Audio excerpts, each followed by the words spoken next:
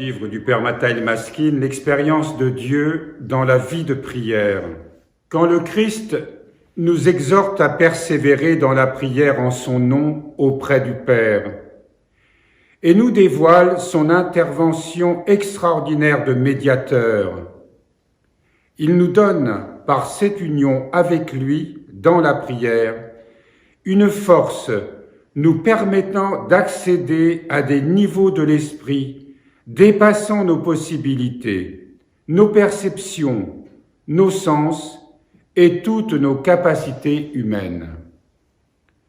Chaque prière que nous offrons au Père au nom de Jésus-Christ est comme un flot spirituel jaillissant du cœur du Christ vers nos cœurs, avec son énergie spirituelle, force invisible, intangible.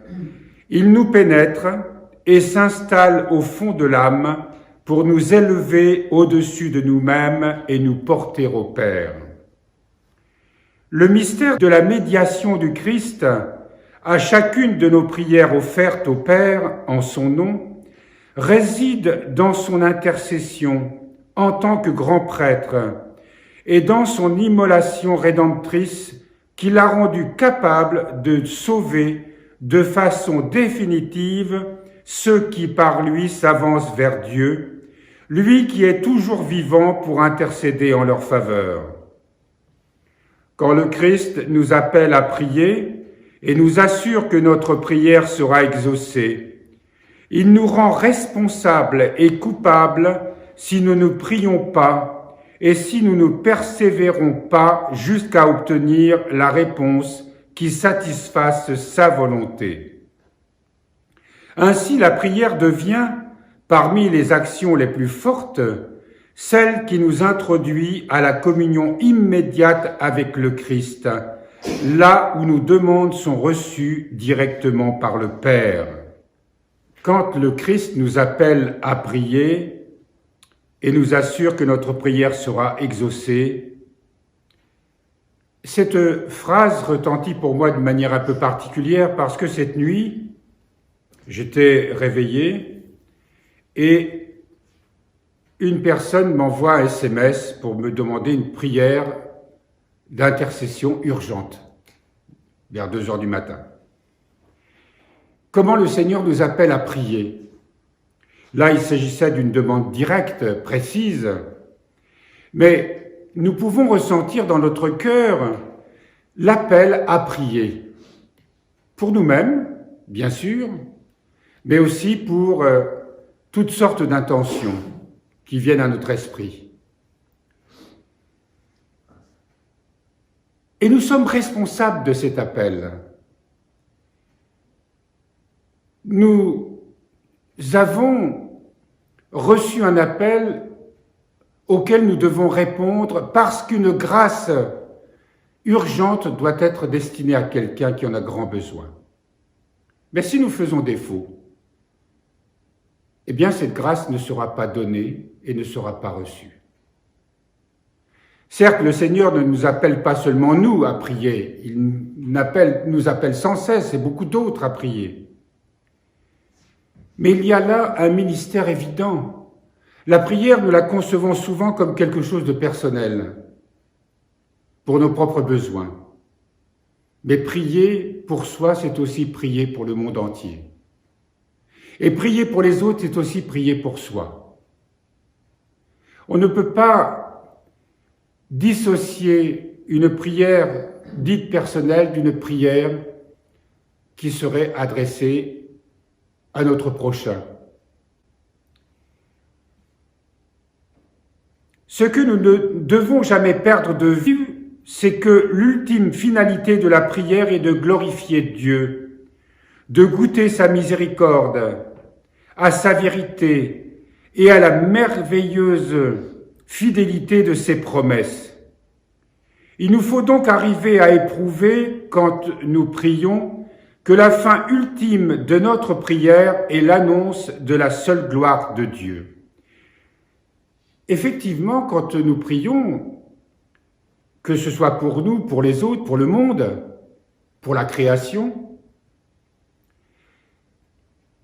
nous avons la certitude que nos prières seront entendues et que le Seigneur déversera sa grâce sur le monde, déversera sa grâce dans le cœur des hommes, déversera sa grâce dans notre cœur.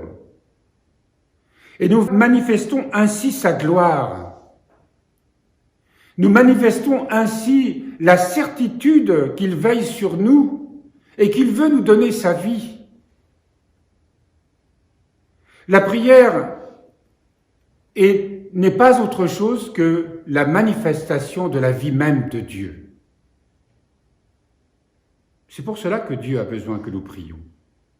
À l'intérieur de cette finalité bénie se trouvent toutes les prières d'intercession offertes par l'Église pour les âmes fatiguées, perdues, malades. C'est à ces prières que l'Église invite tous ses membres avec insistance, quand le diacre, au début de chaque intercession, appelle l'Église entière à offrir prières et supplications pour le salut de tous. L'Église, dont nous sommes, étant devenue par la présence du Christ une royauté de prêtres pour Dieu, il revient donc à chacun d'intercéder et de prier pour ceux qui sont proches et ceux qui sont loin, dans une urgence obligatoire et non facultative. Une urgence obligatoire. Mais l'expérience de la prière n'est pas faite seulement de joie, de force, de profit tangible. Pour que l'homme mûrisse sous la main de Dieu, il faut qu'il passe par d'innombrables étapes d'éducation et de correction. On sait de Dieu qu'il fait mourir pour faire vivre, qu'il casse pour redresser, qu'il blesse pour guérir, qu'il frappe pour embrasser, qu'il exile pour ramener en son sein. Il faut que tous ces élus passent sous le joug, que tous ces bien-aimés goûtent l'amertume de la déréliction et de l'abandon, que ces enfants éprouvent la colère et ces remontrances de père. Il est évident que prier, c'est de désirer être transformé. On ne prie pas pour demander à Dieu de faire nos 4 volontés, de nourrir notre amour-propre, de nourrir notre orgueil. Nous lui demandons dans la prière des grâces d'abord de transformation, de transfiguration. Et cela va passer évidemment par toutes sortes d'épreuves. Pourquoi des épreuves? Parce que nous ne sommes pas enclins facilement à renoncer à notre vie ancienne.